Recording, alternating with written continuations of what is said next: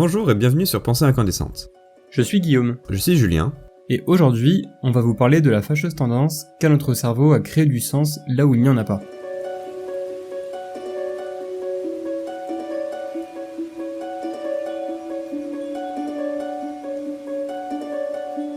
Peut-on faire confiance à notre cerveau ?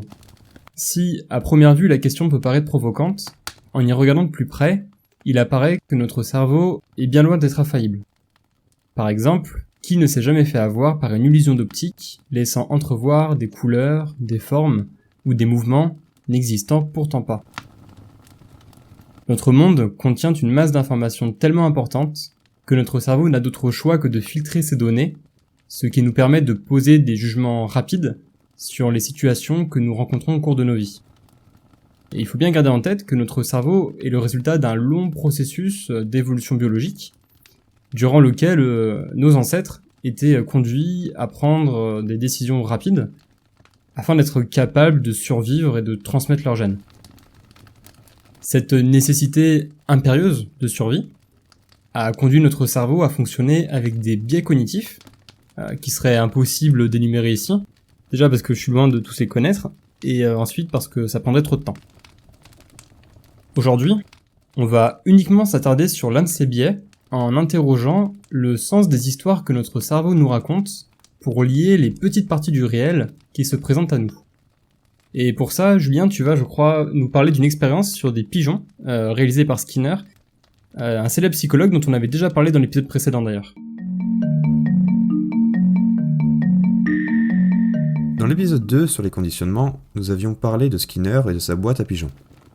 Pour résumer, un pigeon enfermé dans une boîte parvient rapidement à associer le fait de pousser un bouton et l'accès à une récompense, en général de la nourriture. Comportement que l'on retrouve chez l'humain. Si par exemple Madame Dupont fait son travail, elle aura de l'argent, donc elle travaille. C'est ce qui se passe tous les jours. Comme la plupart des êtres vivants, le pigeon associe rapidement le bouton sur lequel il appuie et la récompense. Mais lorsque c'est une minuterie qui fait tomber automatiquement une graine toutes les 20 secondes, le pigeon s'interroge.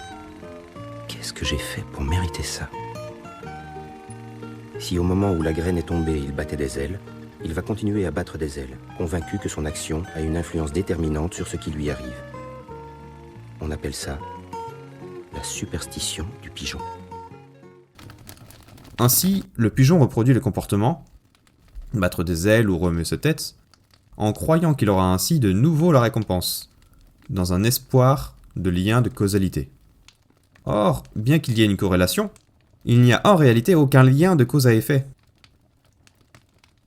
Maintenant, est-ce qu'on peut extrapoler ce phénomène à l'humain ? Eh bien, oui. Je prends l'exemple des porte-bonheur. Si Monsieur Dupont porte sa chemise verte le jour de sa première embauche, et qu'il la porte aussi, par exemple, en sortant en boîte pour draguer et qu'il réussit à sortir avec la future Madame Dupont, il peut alors facilement croire que sa chemise verte lui porte chance, et peut avoir tendance à la sortir pour lui apporter de la chance dans n'importe quelle autre situation. Chance qui n'existe que dans les croyances de Monsieur Dupont, chemise verte qui n'a aucun lien de causalité autre qu'un effet placebo, et effet placebo qui n'est propre qu'à la confiance de Monsieur Dupont en lui-même, sans aucune relation causale avec son environnement. Alors, il y a un autre type de situation où notre cerveau a tendance à créer du sens là où il n'y en a pas, c'est lorsqu'il est soumis à des stimuli visuels ou auditifs assez vagues, qu'on a du mal à identifier. Dans ces conditions, on peut être amené à identifier des formes, si on parle de stimuli visuels, ou des paroles, si on parle de stimuli auditifs, qui n'existent pas. L'exemple le plus familier qu'on peut donner, c'est l'observation des nuages. L'observation des nuages peut laisser entrevoir des formes ou des visages qui n'ont pas de réalité physique, mais qui relèvent du phénomène que l'on appelle la pareidolie. Donc la pareidolie, c'est la tendance qu'a notre cerveau à recréer du sens à des formes aléatoires, en les associant à des formes que l'on a l'habitude d'observer dans notre vie de tous les jours. Et comme je le disais, il existe également des pareidolies auditives, où notre cerveau peut recréer des sons familiers à partir de sons vagues. Par exemple, il y a des chansons en langue étrangère où on a tendance à entendre des paroles en français, ce qui peut être assez drôle. Par exemple, dans cet extrait de Metallica,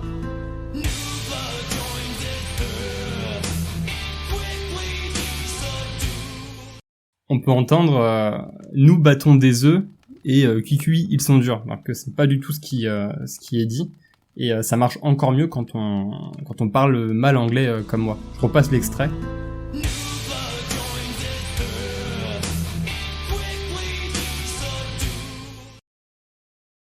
En réalité, il dit New Blood joins his earth and quickly he subdued. Ce qui veut dire du sang nouveau touche la terre et rapidement il se soumet. Alors l'une des hypothèses qui permettrait d'expliquer ce phénomène, ce serait l'avantage évolutif biologique que constituerait la faculté à reconnaître des visages et des perceptions du quotidien, et ce qui offrirait des avantages en termes de socialisation ou d'identification de menaces, par exemple. Cette sensibilité, elle augmente les chances de survie en offrant un jugement rapide, mais au détriment de la précision. D'ailleurs, pour la petite anecdote, la zone du cerveau responsable de la reconnaissance des formes est le lobe temporal. Et les personnes qui ont des lésions à cet endroit souffrent parfois d'agnosie, c'est-à-dire qu'ils ont parfois des difficultés à reconnaître des visages. Ça peut aller même jusqu'à l'incapacité de reconnaître un visage. Ce qui est assez problématique, ça veut dire qu'ils rencontrent des gens et que s'ils les revoient plus tard, ils les ont en fait pas oubliés, mais ils sont pas capables de les reconnaître à partir de leur visage. Il faut qu'ils se fient à d'autres éléments en fait. Dans la vie de tous les jours, c'est pas forcément très simple. C'est assez problématique, ouais.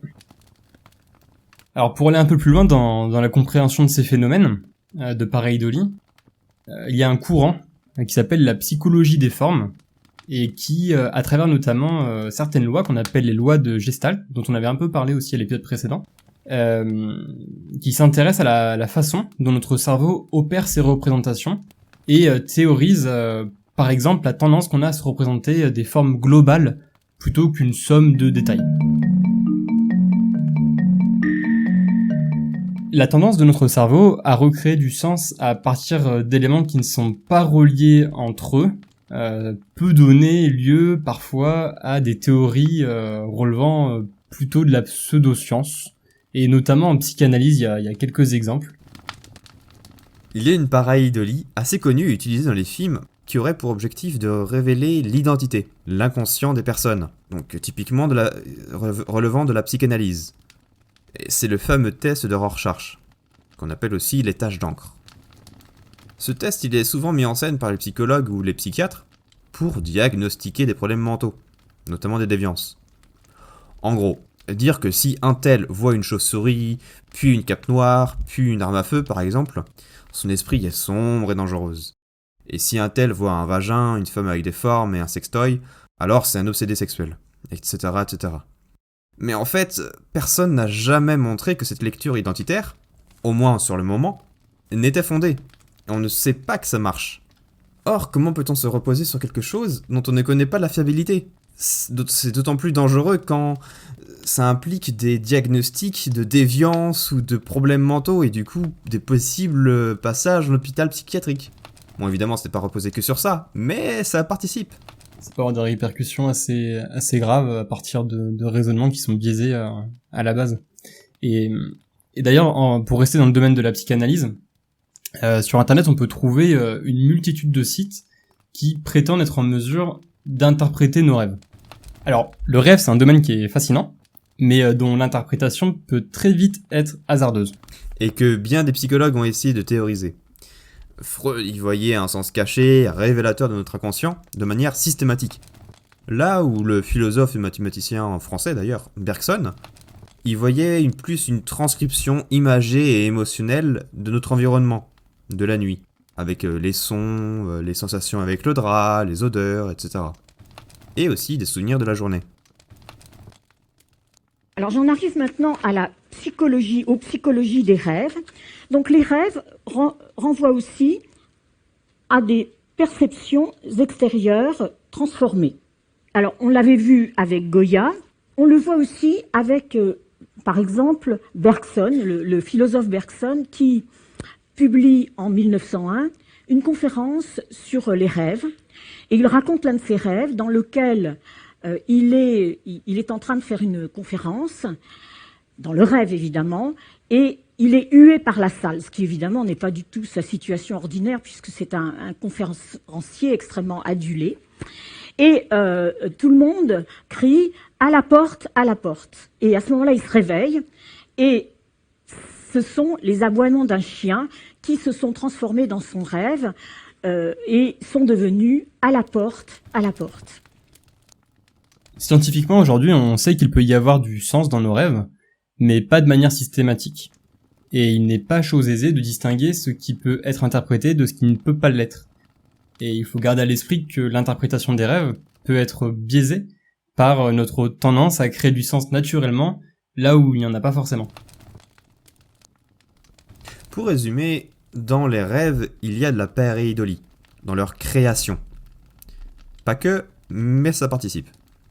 Et de la possible forme de superstition du pigeon, si on tente systématiquement d'y chercher une forme de traduction freudienne de l'inconscient, avec des signes cachés, révélateurs de telle identité ou pas. Ouais, c'est ça.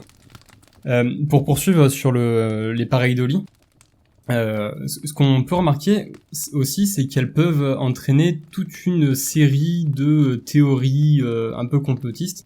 Je m'explique. Je me rappelle par exemple lors des attentats du 11 septembre 2001, lorsque l'un des avions avait percuté l'une des tours jumelles, il y a eu une épaisse fumée qui s'est échappée du building, et à travers laquelle certains ont cru percevoir un visage maléfique qui serait selon eux la preuve que l'attentat serait dû à l'œuvre du diable. Donc c'est l'une des théories complotistes qui peut s'appuyer sur une pareidolie.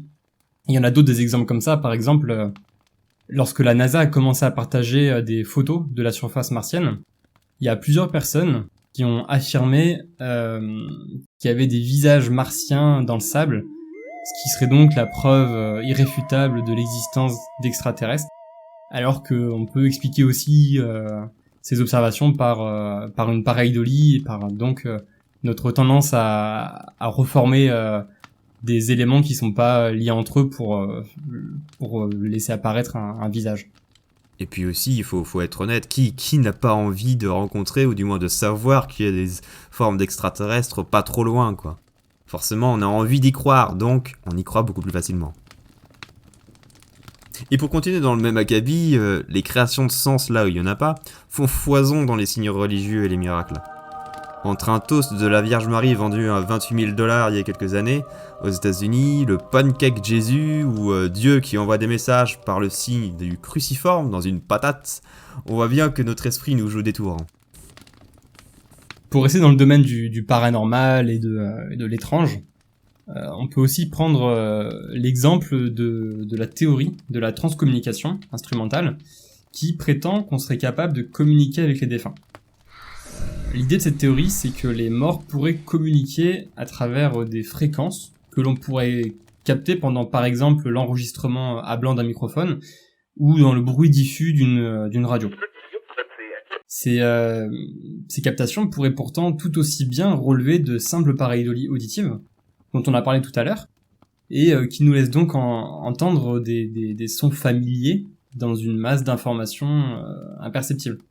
Alors, bien entendu, je dis pas qu'il faut pas croire à cette théorie, ça c'est un choix personnel. Mais ce que je veux dire, c'est qu'il faut garder à l'esprit qu'il y a une autre théorie qui permettrait d'expliquer ces captations. Ensuite, sachant ça, chacun croit ce qu'il veut.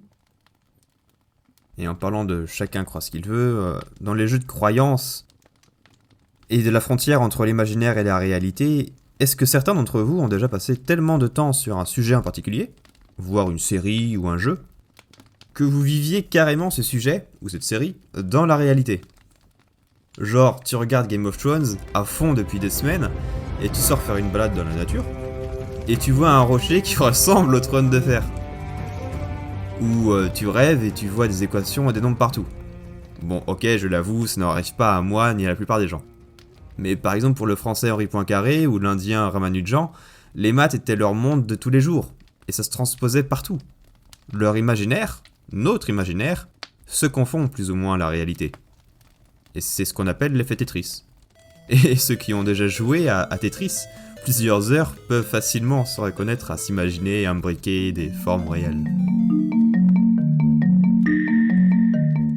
Pour conclure cet épisode, ce qu'on peut dire, c'est que même si notre cerveau est une machine incroyable, capable d'exécuter un nombre impressionnant de tâches et nous permettant d'évoluer dans notre vie quotidienne, il possède tout de même un certain nombre de biais dont il faut avoir conscience afin de renforcer nos systèmes d'autodéfense intellectuelle. Et à défaut d'avoir un vrai système d'éducation où l'on y donnerait des cours d'autodéfense intellectuelle, comme le souhaiterait Noam Chomsky, on peut au moins s'auto-éduquer en la matière.